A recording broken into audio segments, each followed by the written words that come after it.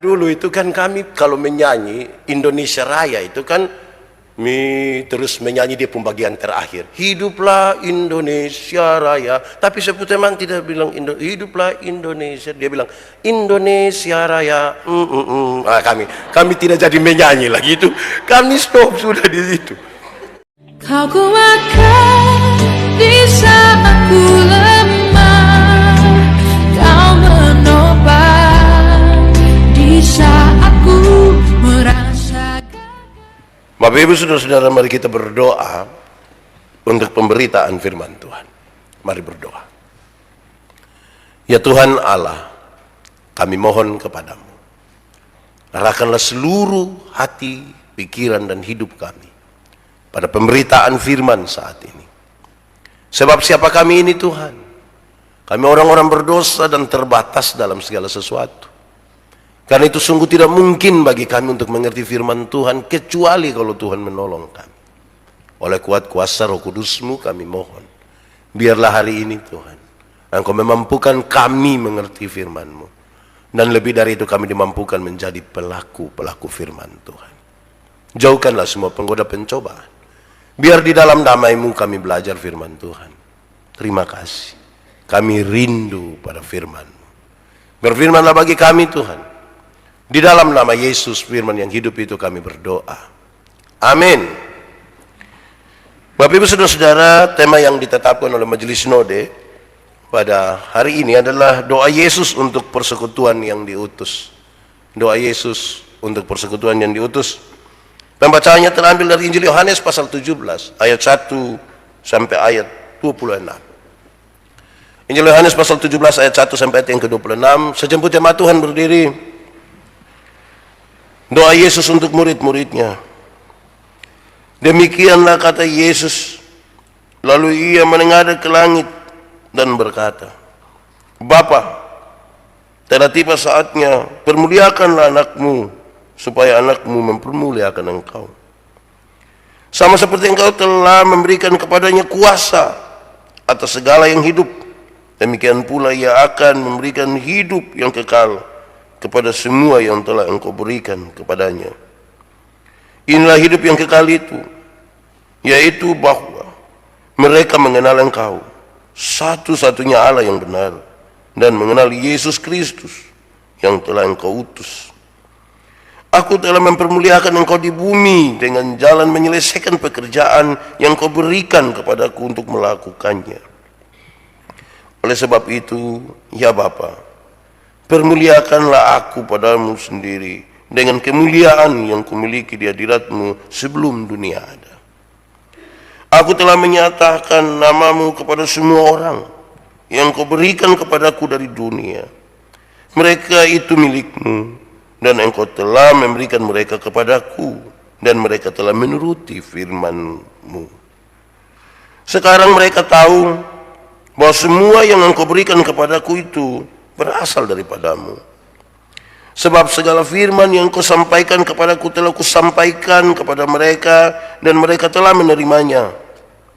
Mereka tahu benar-benar bahwa aku datang daripadamu, dan mereka percaya bahwa engkaulah yang telah mengutus aku. Aku berdoa untuk mereka, bukan untuk dunia aku berdoa, tetapi untuk mereka yang telah engkau berikan kepadaku, sebab mereka adalah milik-Mu. Dan segala milikku adalah milik-Mu, dan milik-Mu adalah milikku, dan aku telah dipermuliakan di dalam mereka. Dan aku tidak ada lagi di dalam dunia, tetapi mereka masih ada di dalam dunia. Dan aku datang kepadamu, ya Bapa yang kudus, peliharalah mereka dalam namamu, yaitu namamu yang telah engkau berikan kepadaku, supaya mereka menjadi satu sama seperti kita. Selama aku bersama mereka, aku memelihara mereka dalam namamu, yaitu namamu yang telah engkau berikan kepadaku. Aku telah menjaga mereka, dan tidak ada seorang pun dari mereka yang binasa selain daripada dia yang telah ditentukan untuk binasa, supaya genaplah yang tertulis dalam kitab suci. Tetapi sekarang aku datang kepadamu dan aku mengatakan semuanya, ini semuanya ini sementara aku masih ada di dalam dunia, supaya penuhlah sukacitaku di dalam diri mereka.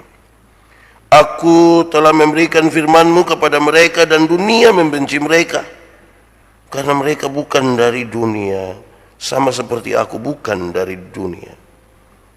Aku tidak meminta supaya Engkau mengambil mereka dari dunia, tetapi supaya Engkau melindungi mereka daripada yang jahat. Mereka bukan dari dunia, sama seperti aku bukan dari dunia. Kuduskanlah mereka dalam kebenaran.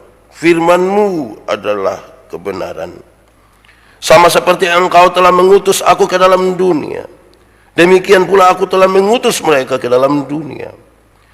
Dan aku menguduskan diriku bagi mereka, supaya mereka pun dikuduskan dalam kebenaran. Dan bukan untuk mereka ini saja aku berdoa, tetapi juga untuk orang-orang yang percaya kepadaku oleh pemberitaan mereka, supaya mereka semua menjadi satu, sama seperti Engkau ya Bapa dalam aku dan aku di dalam Engkau, agar mereka juga di dalam kita, supaya dunia percaya bahwa Engkaulah yang telah mengutus aku. Dan aku telah memberikan kepada mereka kemuliaan yang Kau berikan kepada aku, supaya mereka menjadi satu sama seperti kita adalah satu. Aku di dalam mereka dan Engkau di dalam aku, supaya mereka sempurna menjadi satu, agar dunia tahu bahwa Engkau yang telah mengutus aku, dan bahwa Engkau mengasihi mereka sama seperti yang Engkau mengasihi aku. Ya Bapa, aku mau supaya dimanapun aku berada, mereka juga berada bersama-sama dengan aku. Mereka yang telah memberikan kepadaku, agar mereka memandang kemuliaanku yang telah Engkau berikan kepadaku, sebab Engkau telah mengasihi aku sebelum dunia dijadikan. Ya Bapa yang adil, memang dunia tidak mengenal Engkau, tetapi aku mengenal Engkau, dan mereka ini tahu bahwa Engkaulah yang mengutus aku. Dan aku telah memberitahukan namamu kepada mereka, dan aku akan memberitahukan supaya kasih yang Engkau berikan kepadaku ada di dalam mereka, dan aku di dalam mereka. Demikian firman Tuhan. Berbahagia setiap orang yang mendengar firman, memelihara dan melakukan dalam hidup setiap hari. Haleluya. Haleluya, haleluya, haleluya. Mari silakan duduk semuanya. Bapak Ibu saudara-saudara, shalom. Saudara-saudara, tema kita adalah doa Yesus untuk persekutuan yang diutus. Diharapkan setelah mendengar khotbah ini, saudara-saudara, benar-benar kita menjadi gereja yang misioner. Eklesia itu keluar, kita bersama-sama diutus di tengah-tengah dunia ini. Saya mulai khotbah ini dengan mengatakan saudara-saudara bahwa dalam pengalaman pelayanan itu ada orang yang dia mau terima firman. Ibadah rumah tangga dia mau, dia datang dengar firman di sini dia mau. Tapi bersama-sama dalam persekutuan dia tidak mau. Saya ulang. Ibadah rumah tangga dia mau, datang dengar firman sini dia mau. Tapi bersama-sama dalam persekutuan dia tidak mau. Dia tidak ada urusan apapun dengan persekutuan dan pelayanan bersama-sama. Yang penting dia datang dengar firman. Sepintas itu baik, saudara. Tapi kalau kita bicara tentang gereja, kita bicara tentang persekutuan. Pengalaman-pengalaman orang-orang secara pribadi yang berjumpa dengan Tuhan, kemudian kita bersekutu bersama, dan kemudian Tuhan mengutus kita sebagai persekutuan, bukan sebagai orang per orang. Walaupun nanti satu-satu orang mungkin jalan. Saudara-saudara, tema utama sebenarnya dari doa Yesus yang kita baca 26 ayat ini, temanya adalah kemuliaan ilahi. Itu tema utama. Bagaimana Allah dipermuliakan, Yesus dipermuliakan, dan itu yang menjadi tema. Orang-orang kudus, orang-orang percaya yang sungguh-sungguh mengasihi dan percaya kepada Tuhan Yesus, juga termasuk saya dan saudara, kita masih tinggal di dalam dunia. Kita masih ada di bumi. Karena itu Mereka yang percaya kepada Tuhan itu mesti dijaga, mesti dipelihara, supaya mereka menjadi satu. Mereka harus dijaga, mereka harus dipelihara, supaya menjadi satu. Bukan menjadi seragam, menjadi satu. Kalau seragam saja gampang. Biar hati Bamara juga kita bisa pakai motif rote sama-sama. Itu seragam namanya. Tapi supaya mereka menjadi satu. Saudara-saudara, kalau kita betul-betul menyelidiki teks ini, kita menemukan hal-hal dari aspek yang baik, di mana Tuhan Yesus berdoa dari kesatuan, aspek dari kesatuan dalam doa Tuhan Yesus ini menarik. Satu, kesatuan dalam nama Bapa. Kesatuan di dalam nama Bapa. Saya ingin mengatakan kepada kita, saudara, Bapa itu diperkenalkan oleh Yesus. Dulu orang-orang tidak menyebut Bapa. YHWH, Yahweh, sesuatu yang jauh sekali, yang tidak mungkin dijangkau, terlalu jauh.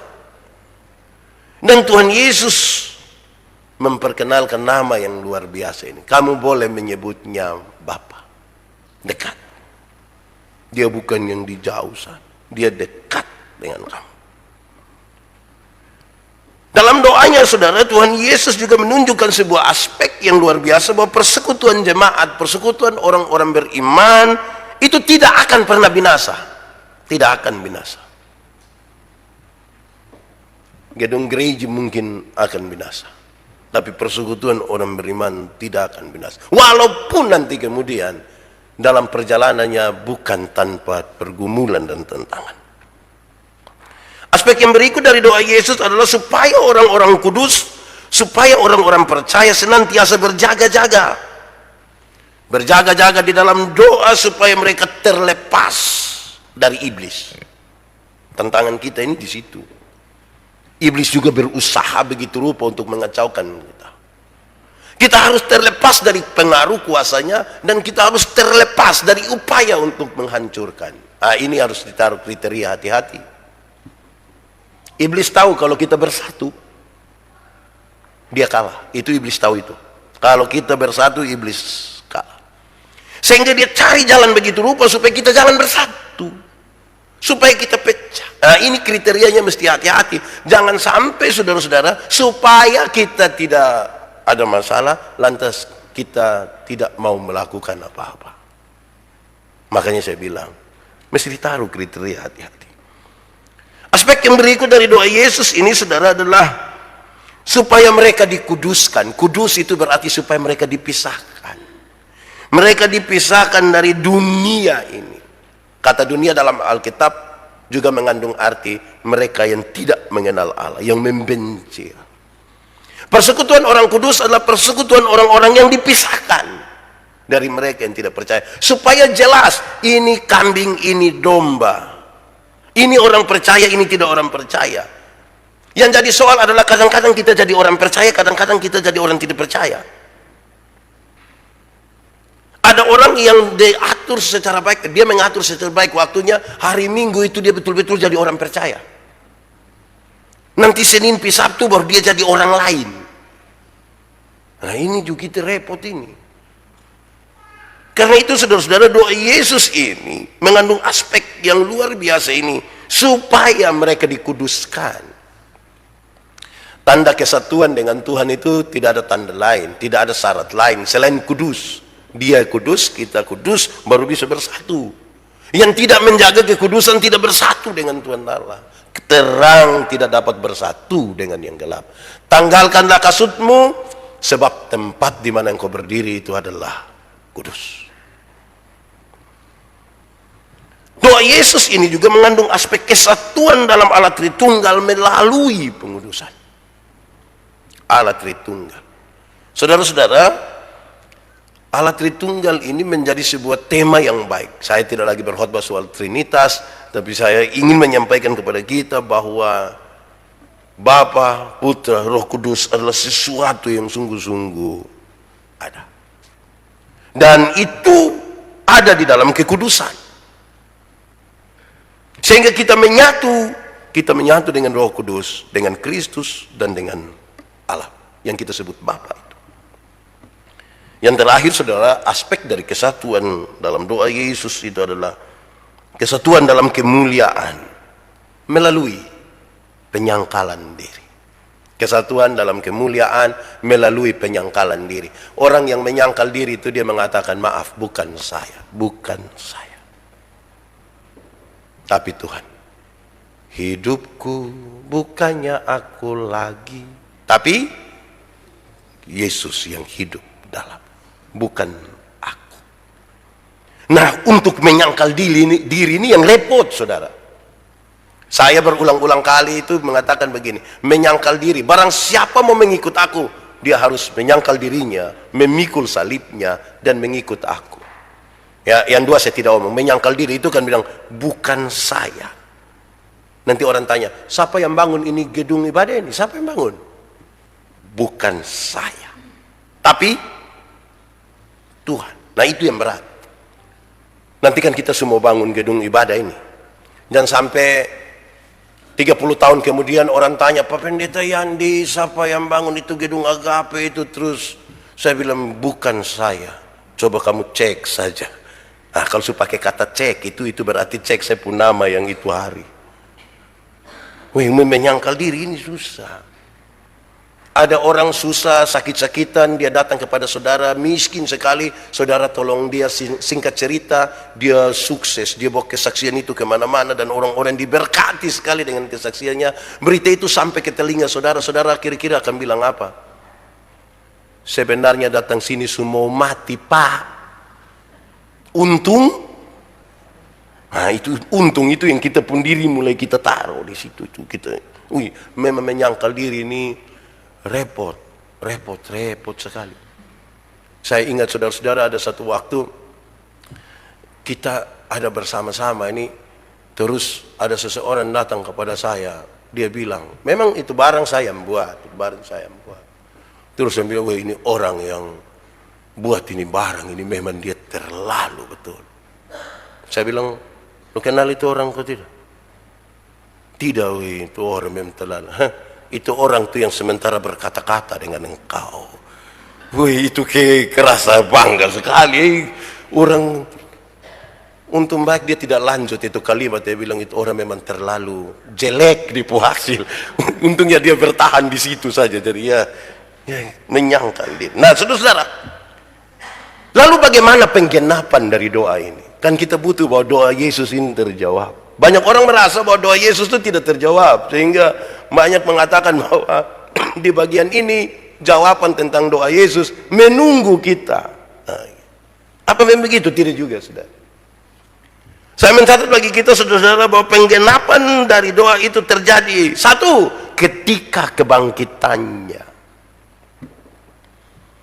Kebangkitan Kristus itu membuat doa Yesus itu digenapi.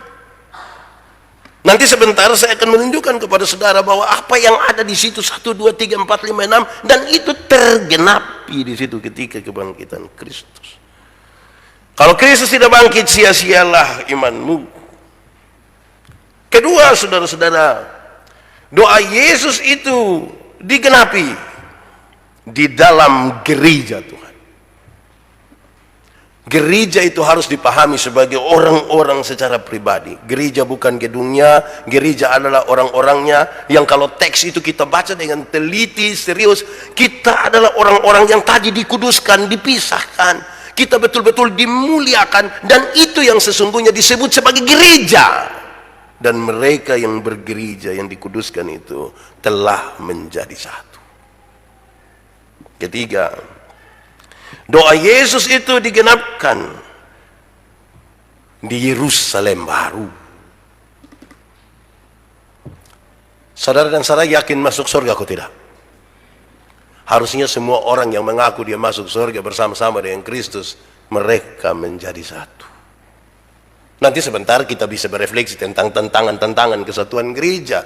Tapi idealnya kita mesti percaya, saudara, bahwa kita menjadi satu karena kita orang-orang percaya yang menikmati surga bersama-sama dengan Kristus. Saya suka bertanya, surga lebih baik dari dunia atau dunia lebih baik dari surga? Surga lebih baik atau dunia lebih baik? Surga. Aman toh? Kalau surga lebih baik, siapa mau pergi ke surga sekarang? Saudara juga agak ragu-ragu ya. Ya Pak Pendeta, belum waktu Tuhan. Ya, saya belum pergi ke surga yang lebih baik dari dunia itu karena belum waktunya.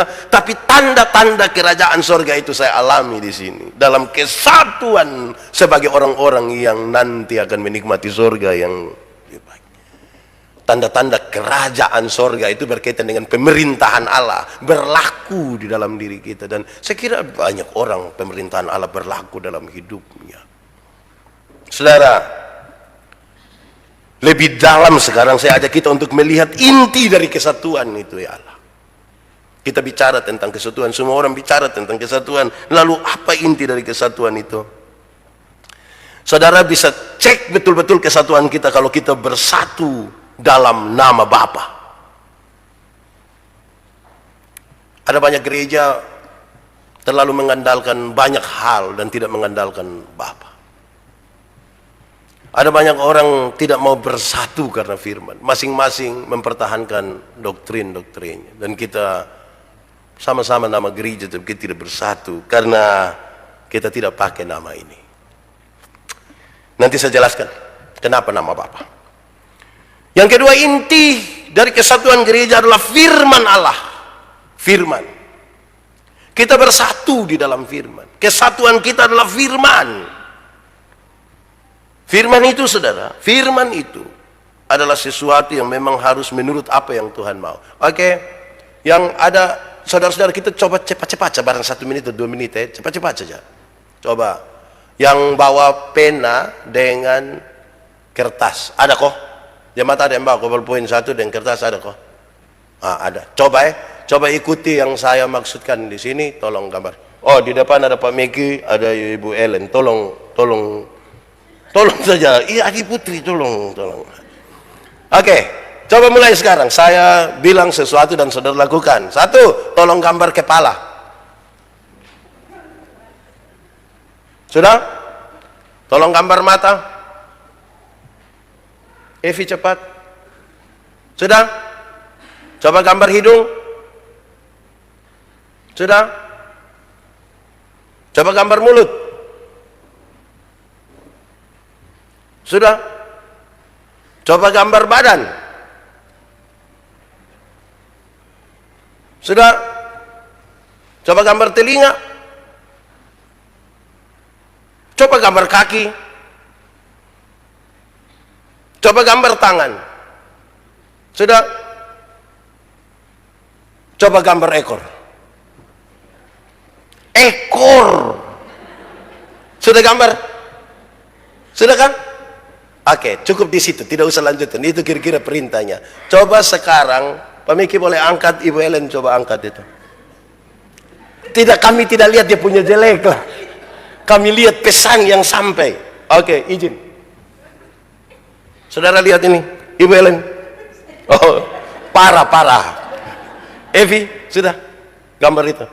Oke, boleh datang sini. Mari. Saya ingin menunjukkan supaya kalau firman itu harus benar seperti apa yang Tuhan maksud. Terima kasih.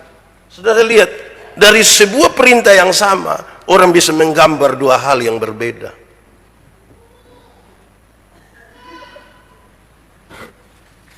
Evi gambar boneka. Dan Pak Meki gambar manusia. Dari satu perintah yang sama. Padahal yang saya maksud itu gambar kucing. Saudara lihat bahwa kadang-kadang yang Tuhan maksudkan lain, kita bisa artikan lain. Nah, kalau kita mau bersatu betul seperti yang firman maksudkan. Jangan menurut apa yang kita tafsirkan dan menjauh dari yang Tuhan maksudkan. Bahwa nanti itu kita refleksikan sebagai pengalaman perjumpaan yang berbeda, silahkan. Tapi jangan sampai saudara, kita justru menggambarkan bukan seperti apa yang menjadi yang Tuhan maksudkan. Perintah sama, hasil berbeda. Supaya kita menyelidiki dengan baik firman Tuhan. 3, inti dari kesatuan Saudara-saudara, Tuhan Yesus menggenapkan kesatuan ini dengan ini yang tadi saya bilang, saya akan jelaskan beberapa hal. Tuhan menegaskan dan melengkapi itu kesatuan. Yang satu, kuasa. Di ayat yang kedua kita membaca tentang kuasa. Jadi kalau persekutuan yang tidak mengandalkan kuasa Tuhan, jangan harapkan itu. Kedua, orang beriman.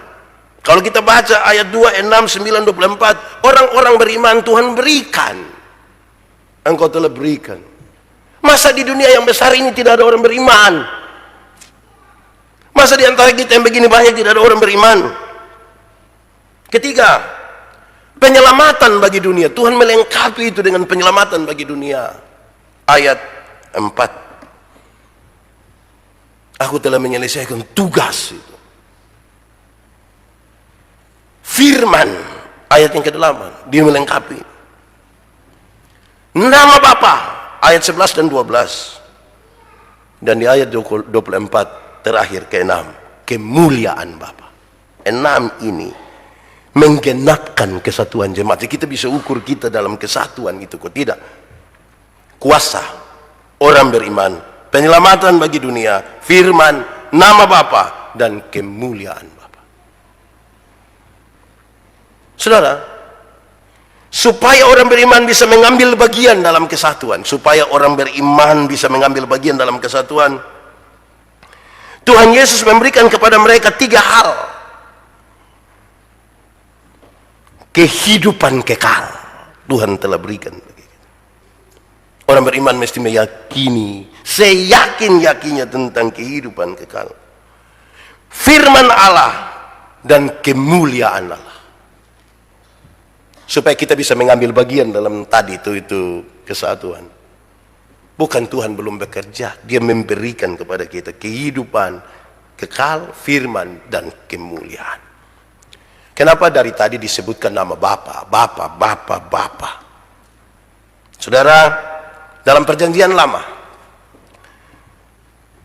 nama bukanlah sekedar sebuah sebutan untuk memanggil seseorang. Tetapi nama adalah seluruh sifat dan pribadi yang diketahui. Nama bukan sekedar sebutan, tapi seluruh sifat yang ada di situ. Sifat pribadi yang diketahui. Engkau akan kusebut Israel. Artinya pejuang Allah. Itu arti yang menyertai sebutan Israel setiap waktu. Engkau akan kusebut Petrus, Petra, di atas batu karang ini kubangun. Nama punya arti toh. Kita sekarang ya nama ikut artis. Ada separuh kasih nama anak ikut mantan pun nama karena tidak sempat jadi. Akhirnya setiap kali itu nama disebut dia ingat kurang ajar itu. Ini nama adalah keseluruhan sifat.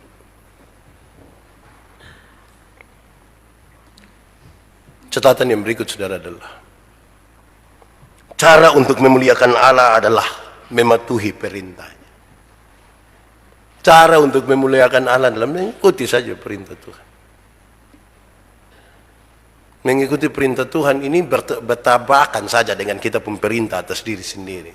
Ya, kita mau merendahkan diri untuk itu, tidak. Itu saja sudah cukup. Saudara-saudara, di bagian terakhir menjawab tema kita adalah gereja atau persekutuan yang diutus. Saya mencatat ini ada berapa ini. Tapi saya cepat-cepat saya. Saudara tenang-tenang sah. 1. Supaya mereka beroleh kemenangan atas diri dan dunia. Persekutuan yang diutus harus persekutuan yang sudah menang atas dirinya dan menang atas dunia. Dunia itu tadi saya bilang, dunia berkaitan dengan segala sesuatu yang tidak berkenan kepada Allah. Persekutuan yang diutus sudah menang atas dirinya. Jadi dia tidak mencari panggung, tidak mencari nama, tidak mencari kepentingan sendiri, tidak menguntungkan kepentingan diri dan kelompok. Kita mesti selesai. Persekutuan yang diutus adalah mereka yang telah menang atas dirinya dan atas dunia. Tuhan berdoa untuk itu. Kedua, persekutuan yang diutus adalah persekutuan yang bersatu. Yang bersatu tidak berarti yang seragam.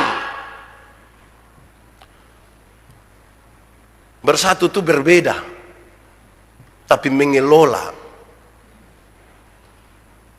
Saudara bayangkan, bersatu itu bukan berarti terikat, Bersatu bukan berarti terikat. Bayangkan kalau kita ambil kucing punya ekor, anjing punya ekor, baru ikat. Menurut saudara aman? Aman. Karena hanya ekor anjing dong, so tidak ada lagi. Kalau kucing dengan anjing kita ikat sama-sama, itu bertengkar, berkelahi, tidak pakai berhenti. Jadi bersatu bukan karena terikat. Oi Pak, saya ini dari kecil saya sudah diagape, Pak. Bagaimana saya kalau pergi gereja lain tidak bisa jadi mau ke mana pun saya harus gereja diagape. Oh, itu terikat. Kesatuan bukan seragam. Satu bilang do, semua bilang do. Tidak bisa hanya do. Karena ada sol, mi. Do, mi, sol, do. Bagus toh. Saya ingat dulu saya punya teman, itu dia pimpin lagu, kami tidak jadi menyanyi. Gara-gara dulu itu kan kami kalau menyanyi Indonesia Raya itu kan terus menyanyi dia pembagian terakhir. Hiduplah Indonesia Raya. Tapi saya punya teman tidak bilang hiduplah Indonesia, dia bilang Indonesia Raya. Kami tidak jadi menyanyi lagi itu. Kami stop sudah di situ. Dulu itu kalau orang dari Dirhen itu, jadi Dirhen itu kan dia menyanyi dulu kata pertama toh, mengheningkan cipta dengan seluruh, kan dia harus angkat ton, itu dia menyanyi dulu dia. Dengan sol, dengan sol. Kami tidak jadi menyanyi lagi. Jadi untuk sebuah akord, apa itu keserasian tuh, kita bukan sama. Bukan sama. Saya baca satu tulisan, saya dengar satu itu pramugari dong saja yang sebut itu bahasa yang sama saja, dong sebut beda-beda nada. Padahal hanya untuk terima kasih tan, dong hanya om terima kasih toh. Kita begini banyak turun dari pesawat deh, terima kasih, terima kasih, terima kasih, terima kasih. Bayangkan kalau dia terima kasih, terima kasih. Jadi tidak pas. Jadi bukan seragam. Pengelolaan. Kesatuan bukan seragam tapi mengelola ini beda ini karena tadi pengalaman dapat perintah, pengalaman kita beda dengan Tuhan, ada yang gambar bebek, ada yang gambar boneka, tapi ya kita mau mengelola itu perbedaan. Berikut ketiga. Persekutuan yang diutus adalah persekutuan yang aman. Sudah bebas dari ketakutan terhadap iblis. Kalau bebas dari ketakutan terhadap iblis itu persekutuan sehat itu. Karena ada banyak orang tiap hari melayani Tuhan, tiap hari omong Tuhan, tapi semua itu pasti iblis yang kerja. Kalau dia sakit sedikit, ini pasti orang suanggin, ini orang suanggin. Hai. Orang itu suanggi juga dilihat-lihat orang juga. Bukan asal suanggi saya. Kita susah sengsara ini bersama-sama bersuanggi ini untuk apa? Cari siapa kok yang kaya kok dia. Dia perut sakit sedikit dia mulai ini aduh Pak Pendeta ini mungkin kemarin beta ada makan di sebelah. Wih, itu rumah itu nenek tua Pak. Wih. Dari dulu Pak. Kita pelayanan di Amnuban sana, di Nela Petu kah di mana begitu, dapat lihat pohon besar satu, dia Pak lihat, woi Tak goyang Pak. Iya, musim angin memang dia tak goyang. Jadi kita mesti bebas dari intervensi setan. Kalau semua setan habis nih, lama-lama saudara lihat saya pikir saudara saya setan ini. Kita yang mau diutus keluar tuh bebas dari intervensi setan. Harus bebas. Kita punya tubuh ini milik Tuhan. Tidak akan ada sesuatu yang menghancurkan kita lebih dari kuasa Tuhan. Kalau Tuhan izinkan sakit, yes, karena tubuh manusia ini kalau dipakai-pakai ya haus juga, akan sakit juga. Malam-malam tidak tidur, dia hanya WA sampai jam 2:30 pagi, ini tidak sakit.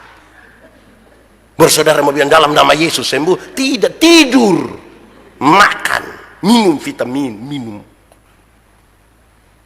Keempat, persekutuan yang diutus adalah persekutuan yang dikuduskan. Bukan saja sudah aman dari setan, tapi harus dikuduskan. Ingat, oh ini kudus. Ini pekerjaan kudus. Kenapa ini? Singers doang ini mesti latihan. Bukan saja supaya mereka pahami lagu dan baik, supaya mereka persiapan. Kami yang khotbah juga persiapan. Persiapan diri sebagai seluruhan. Bukan karena kehebatan. Semua orang bisa main musik, tapi belum tentu dia menyembah. Semua bisa menyanyi, tapi belum tentu dalam penyembahan kudus. Itu penting itu, saudara.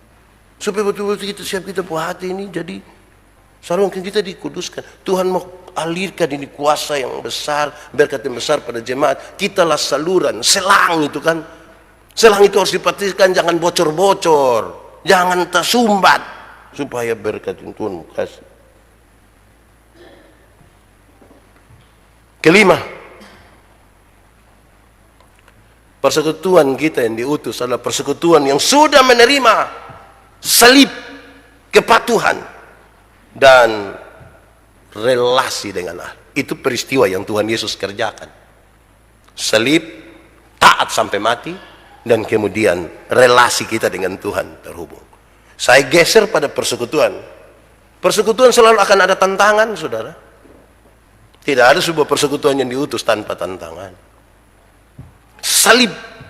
Salib itu penderitaan. Tidak ada persekutuan yang diutus tanpa penderitaan. Berulang-ulang kali saya sampaikan pada saudara, penderitaan, salib itu identik dengan penderitaan. Tapi tidak semua penderitaan itu adalah salib. Salib identik dengan penderitaan, tapi tidak semua penderitaan itu salib. Petrus bilang, kalau kamu dianiaya dan dinista karena namaku, itu tidak apa-apa.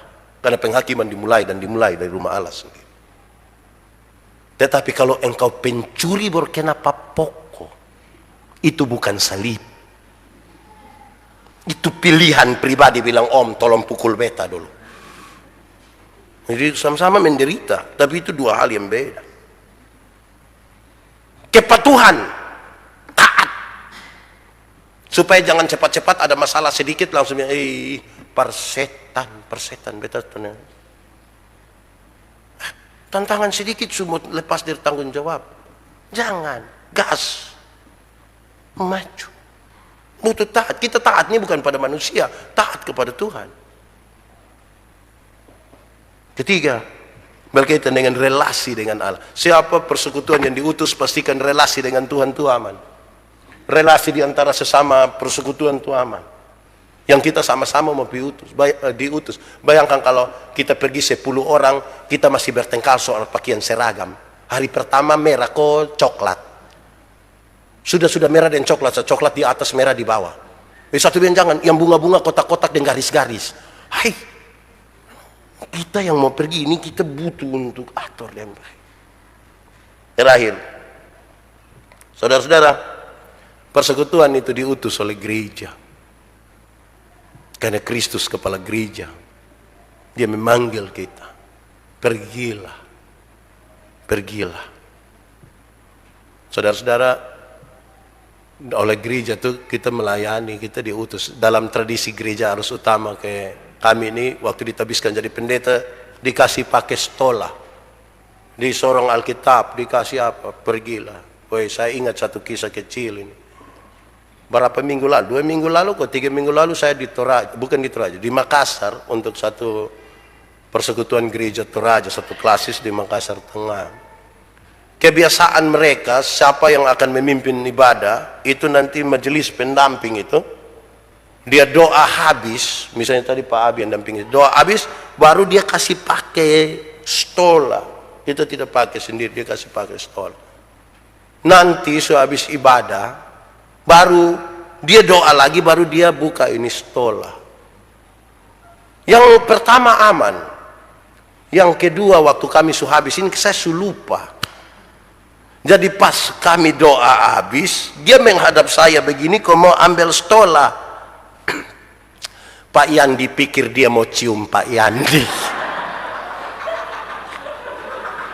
Jadi pas dia begini, Pak Yandi tangan di pinggang. Aduh. Baru dia bukan Pak, saya mau ambil stola. Memang menyesuaikan diri dengan hal-hal begini ini juga pentingnya, mesti botol cek dulu. Wih, bab tua begini beta perlu, saudara. Wih, saya juga hancur itu, saudara. Jadi saudara-saudara, biasanya kalau kita di sini datang seorang Alkitab, itu berarti kepada kamu silakan, oleh gerejanya silakan engkau memberitakan. Kasih kembali juga, terima kasih. Jadi saya berdiri sini atas nama Tuhan, atas nama gereja untuk menyampaikan. Habis itu, ya saya sedih juga. Tuhan memberkati kita. Mari kita tunduk kepala di hadapan Tuhan. Kita ambil waktu sejenak. Mari berdoa. Tuhan Yesus, terima kasih. Firman-Mu bagi kami, biar kami berefleksi tentang hidup kami, tentang diri kami. Dalam persekutuan kami, biarlah kemuliaan-Mu itu nyata. Tolonglah kami karena rahmat-Mu yang besar. Firman-Mu menjadi pelita bagi kaki kami, terang bagi jalan kami. Amin. Untuk